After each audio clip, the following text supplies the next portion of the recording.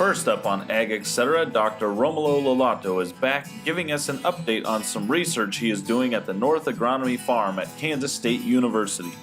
Next, K-State ag economist Joe Janzen gives some insight into the China trade dispute. Then Barrett Simon is back with another Cattleman's Corner talking about going to grass. And KC Olson talks to us about using fire to control sericea lespedeza, and we will end with Kim Stackhouse-Lawson, Director of Sustainability for JBS, talking about transparency in the beef industry. Stay with us.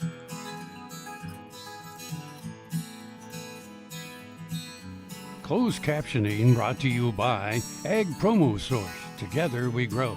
Learn more at agpromosource.com. This segment brought to you by Kansas Regenerative Medicine. Your stem cells, your health, your life. Hi, I'm Romulo Lollato, Extension Wheat and Forage Specialist with Kansas State University. And today we're here in the Agronomy North Farm near Manhattan, where we have a lot of applied research projects going on to answer some of the questions that the wheat producer might be facing in Kansas and in the Southern Great Plains. One of the projects that we have here is to improve our nitrogen recommendations to the wheat producer. Right, so essentially we're getting several questions, especially when there is a protein premium, on should we be applying a late season nitrogen application, especially a foliar nitrogen application, right? And we even got several questions asking about foliar sulfur application later in the season, and can that affect protein, can that affect yield as well, right? So here, the project that we're looking at now, it is a project where we're studying different nitrogen rates, so from a zero control all the way to a close to 150 units of nitrogen per acre. We're looking at two different varieties that have inherently different protein levels, one of a lower protein content, one of a higher protein content. And we're looking at 4 different timing strategies for that nitrogen. So either 100% applied in the fall, or 100% applied in the spring, or split as a 40 in the fall and 60% in the spring, or split so that we also have a late season application during anthesis with a foliar fungicide. Preliminary results that we had from the last season were actually showing that if we were applying everything in the fall, we were actually having a linear response. So in other words, the more nitrogen we were applying, the higher were our grain yields. In the other hand, if we were splitting or putting more nitrogen in the spring, we actually were following more of a response curve or a curve where we were maximizing our yield at about 90 units of nitrogen applied. So in other words, by managing our timing, we not necessarily, we could decrease the amount of nitrogen being applied because the crop was using that nitrogen more efficiently. Also, we're not only looking at grain yield, we're also looking at grain protein concentration. Protein is a function of nitrogen, and that late season application resulted in increased protein content in the grain. However, if you were also increasing your nitrogen rate at the base application, that was also led to an increased protein. So in fact, you didn't need that extra pass in the field just for the late season nitrogen if you're applying slightly more nitrogen as a base fertilizer. Those are some of the highlights for this specific project, right? We're also looking at a different project here that is sponsored by the Kansas Crop Improvement Association, and in this project we're trying to look at the value of seed cleaning and seed treatment as affected by plant population. So in other words, we have different plant populations from a low, a medium and a high plant population for each region where we're conducting this study. We also have 3 levels of seed cleaning. So one is just right out of the combine, if we're just getting that seed and planting as is, versus going through an air screen, versus going through the gravity table. So we're improving the seed cleaning process. And we're also, on top of that, looking at the value of fungicide and insecticide seed treatment. So all of those were either treated or untreated with fungicide and insecticide in the seed. That's the first year of this project. We don't have any results to share at this point. However, we're very excited because we have this project in about 8 locations in the state with the goal of really answering to the wheat producer what is the value of seed cleaning and seed treatment, fungicide and insecticide seed treatment in the context of seed population.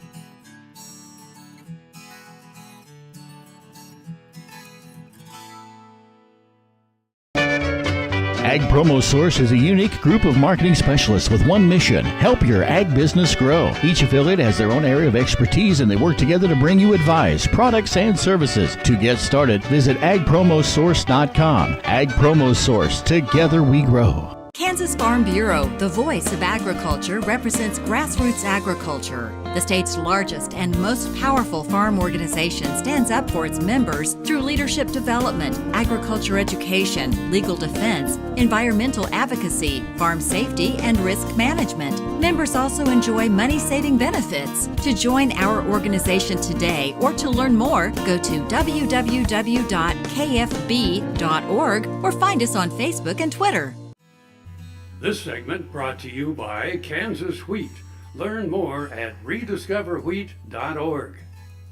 Whatever comes out of this situation will have a major impact on farmers in the state of Kansas and the agriculture industry more broadly. And so the most directly would be some kind of trade mitigation program or we had a market facilitation program, which was essentially last year a program to compensate farmers for the negative impacts caused by the Chinese trade dispute. And so the president announced last year $12 billion, and near a significant portion of that has been paid out, and then more recently announced $15 billion this year in some way, shape, or form. We don't know that way, shape, or form yet, but some form of a compensation payment being made to farmers. The form of that is sort of a little bit unclear.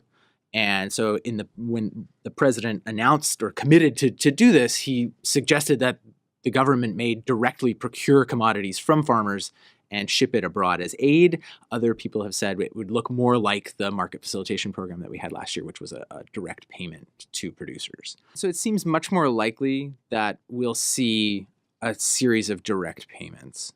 Mm-hmm. Potentially in multiple stages, like we saw last year. The goals of the USDA, from what I have seen, is that program would be timely, that it would not necessarily have a huge impact on producer planting decisions, that producers would still respond to market signals. So a lot of uncertainty about what form this will take, and the form that it takes matters because it has a potential to affect markets, to affect producer decisions, and affect sort of how long this period of low prices in the farm sector lasts. The new Better Horses Network is worldwide, presented by Lucas Oil, featuring worldwide radio and TV with iconic hosts like Al Dunning, Sharon Camarillo, Ernie Rodina, Lindy Birch, and Craig Cameron. With American Cowboy, Horse and Rider, Brushy Creek, Cavenders, and Ride TV. Worldwide radio and TV, the all-new Better Horses Network.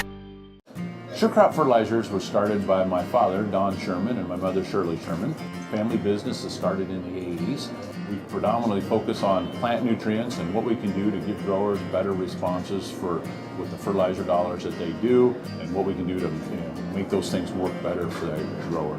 We're based out of Seneca, Kansas. We work with growers in their soil analysis to figure out what they need, and then we can put those in a blend that gives them the best results, and so that we can deliver that direct to their farm so that they have those nutrients where they need them, when they need them, and so that they can apply them in a manner that's very efficient to them and works well in their planting systems and what they're doing.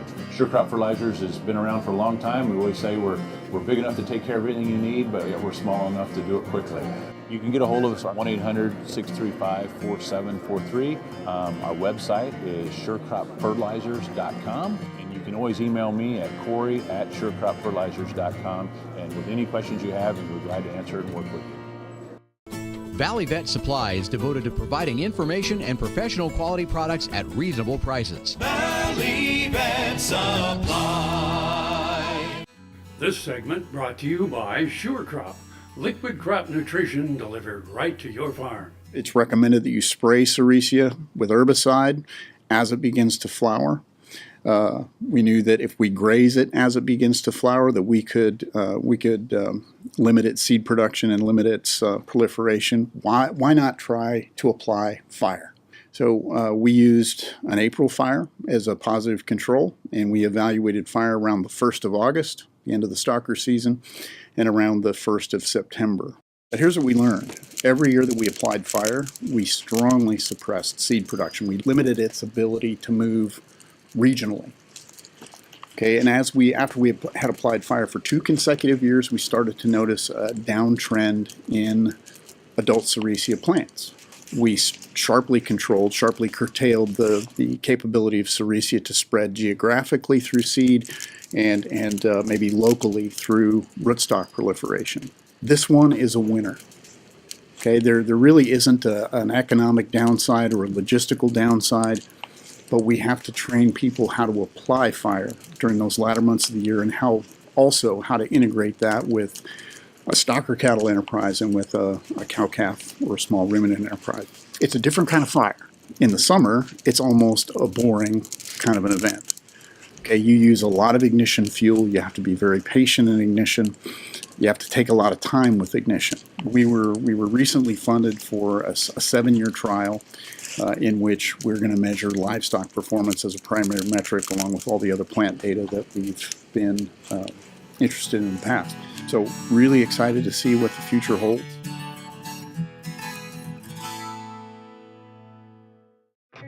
Next time you see a beautiful field of corn, reach out and thank the farmers who work tirelessly to raise corn for livestock feed, renewable fuels, and exports to feed a growing world population. The farmers on the Kansas Corn Commission work for Kansas Corn with grower-funded checkoff dollars that support foreign and domestic market development, research, promotion, and education to expand opportunities for Kansas farmers. To learn more, visit kscorn.com. I had this horse. It was a good horse, except for when the wind was blowing above 30 miles an hour. Wind was blowing about 35, 40, and I saddled him up, rode him out to the end of the lane, and I thought, well, he's doing pretty good. And about 6 jumps later, I was laying on the ground and thinking, boy, my shoulders sure hurt. I kept waiting, and it didn't get better, and so I went to orthopedic surgeon, and that showed that I had torn rotator cuff. And said, well, I have to do surgery. I farm and ranch by myself. This is not going to work out very well. I'd been sleeping in my recliner for about 2.5 years because it hurt too much to sleep in bed on my side. I'd heard about Kansas Regenerative Medicine Center on the radio. Gotten down there at 8 o'clock in the morning, and by 11:30 the procedure was all over. They just took some fat out of my side here and spun that down for about 45 minutes and then injected it in my shoulders, and I was on my way. It's something you don't hear about, but I thought it was worth a try, and I'm really pleased. It's really worked out well for me. This segment brought to you by Kansas Corn. Learn more at kscorn.com.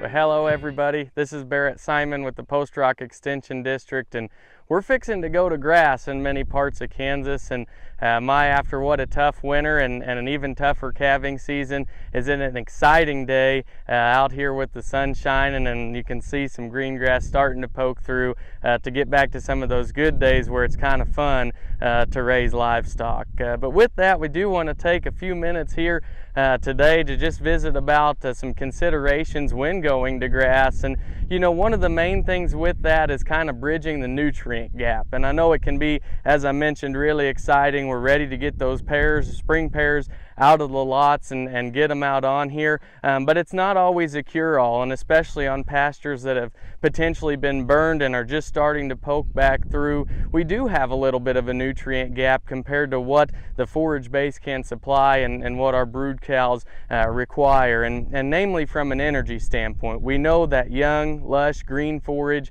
is really good quality, offers a lot in terms of protein. However, especially with all the ample moisture we've had, we've got several folks that are worried about the grass being maybe a little bit washy. And as it's young and growing, there's not a lot of it, and it doesn't produce a lot of tonnage. And so while it may be pretty high quality, we do need to maybe consider still supplementing to help meet those cows' demands from an energy standpoint and from a dry matter standpoint. And as we look at, you know, just your common 1,300-pound cow, if she's out and consuming 2.5% of her body weight on a dry basis, she's going to eat roughly about 33 pounds. Well, on a high moisture forage or a lush green grass that's maybe 40% water or better, we're going to ask her to go and graze 55 pounds of grass at that time. And for those of you that have had cows locked up in the winter or had to feed them in the past, you know that they can sure eat a lot.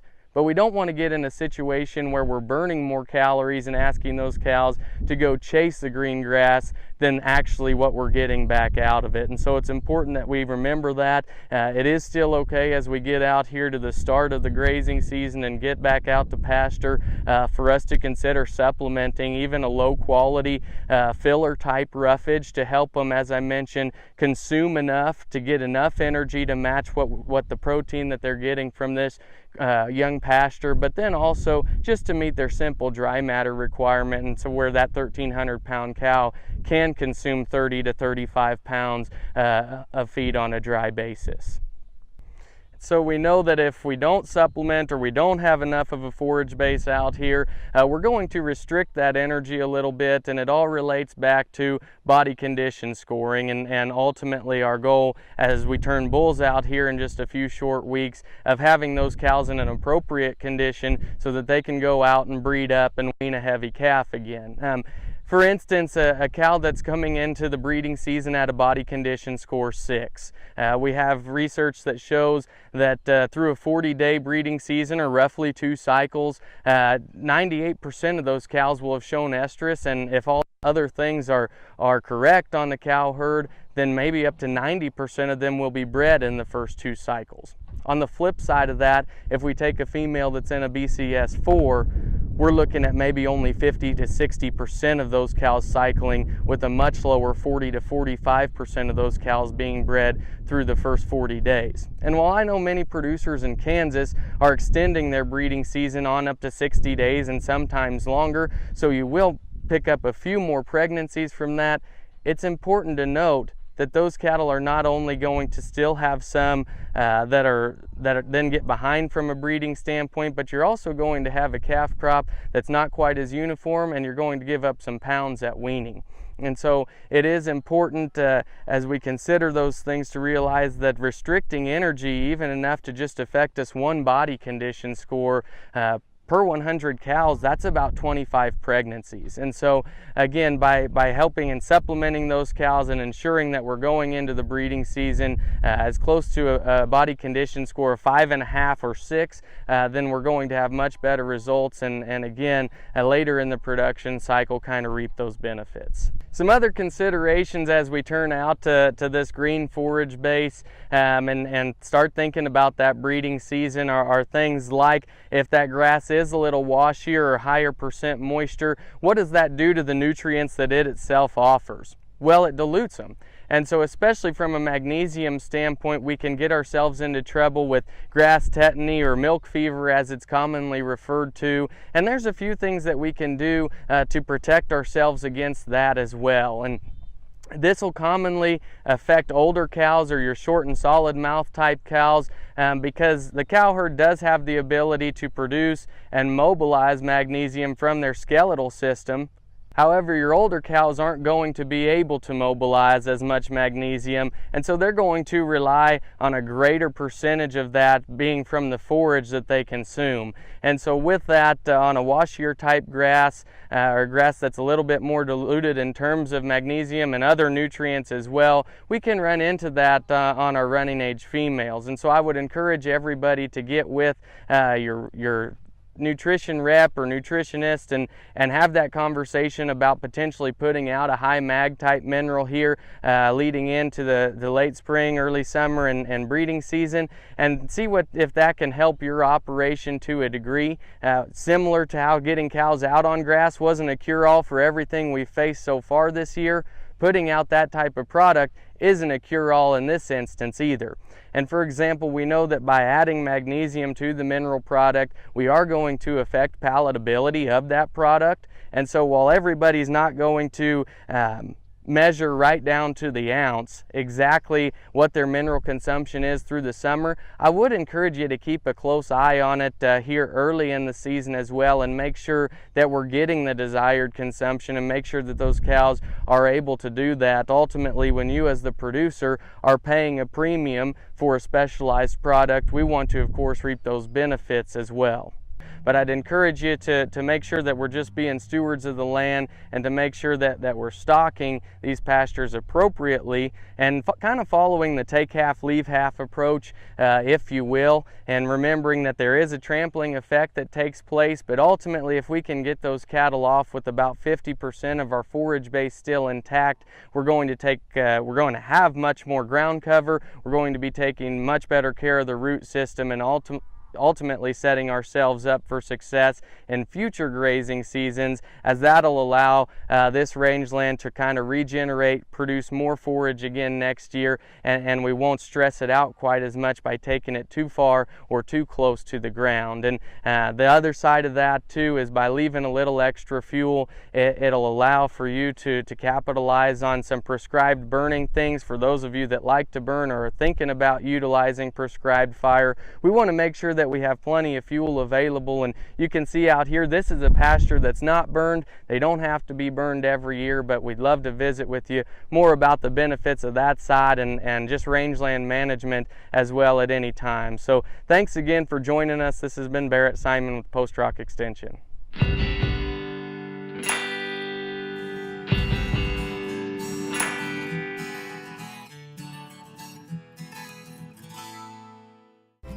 Kim Mannering with Hardy Insurance. Today we will talk about umbrella coverage. Did you know that if your cattle get out, you could be held liable for that? Call me. Let's have a discussion.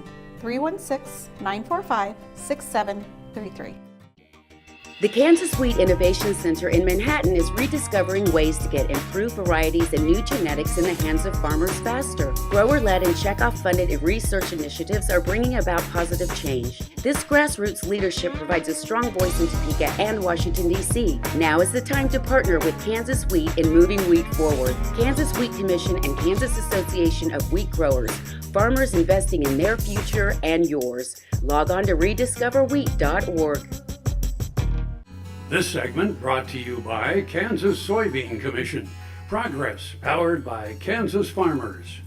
Part of setting up the beef industry for a bright future lies in addressing consumers' needs and concerns today. It's an initiative driven by the U.S. Roundtable for Sustainable Beef. So the Roundtable has worked on developing what we're calling a sustainability framework, which is really just a set of resources to help define sustainability and to help advance it throughout the supply chain. So consumers don't use the word sustainability per se, but they do talk about things like responsibility and stewardship and animal welfare and environment, right? And so we set up the framework to really address all of those key initiatives throughout the entire supply chain. So different than many roundtables, the Beef Roundtable also has metrics to advance beef sustainability for retail partners and for companies like mine, right? So that transparency really talks about doing the right thing through all stages of the beef value chain.